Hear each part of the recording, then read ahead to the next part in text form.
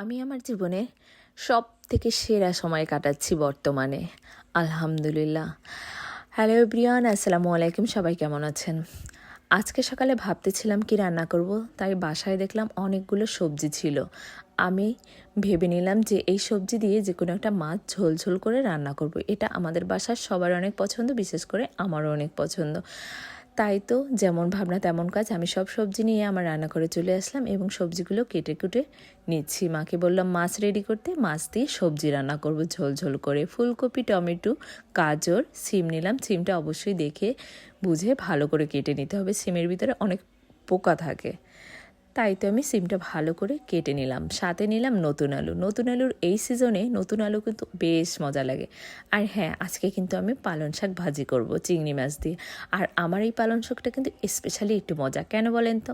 কারণ হচ্ছে আমার নিজের হাতে লাগানো, এই জন্য। আর আমার খ্যাতের দেখে একটু স্পেশাল মজা। যা বলতেছিলাম, আমি কিন্তু আমার জীবনের সবথেকে সুন্দর সময় কাটাচ্ছি। এই কথাটার মানে কি জানেন? আমার বিয়ের 5 বছর হয়ে গেছে। এই 5 বছরে আগে আমি অনেকটা ছোট ছিলাম, এখন অনেক ম্যাচুইড হয়েছি, অনেক কিছু ভালো মন্দ বুঝতে পারি।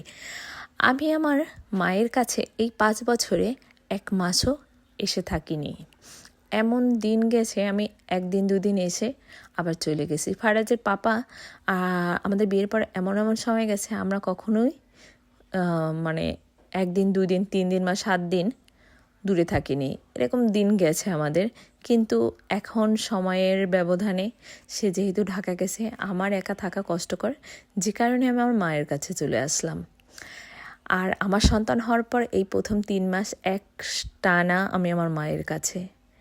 আমি এখন অনেক কিছু বুঝি, ভালো মন্দ।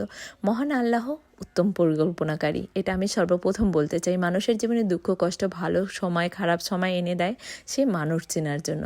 হ্যাঁ, আমিও মানুষ চিনতে পেরেছি, ভালো মন্দ এখন বুঝতে পেরেছি। কে আমার ভালো চায়, কে আমার খারাপ চায়, কে আমাকে ভালোবাসে, কে আমাকে ব্যবহার করে, আমি সবটা খুব ভালো এখন বুঝতে পারি। মহান আল্লাহকে সর্বপ্রথম আমি ধন্যবাদ দেব যে সে আমার জীবনে খারাপ সময়গুলো এনে দিয়েছিল।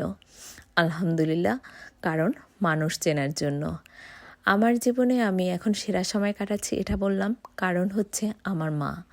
আমার মা আমার জন্য এত এত করে, এত স্যাক্রিফাইস করে, এত টেক কেয়ার করে নিঃস্বার্থভাবে আমার আর ফারাজকে, যেটা আমি কখনো কোনো দিন চাইলেও ভুলতে পারবো না। আর আমি ভুলতেও চাই না।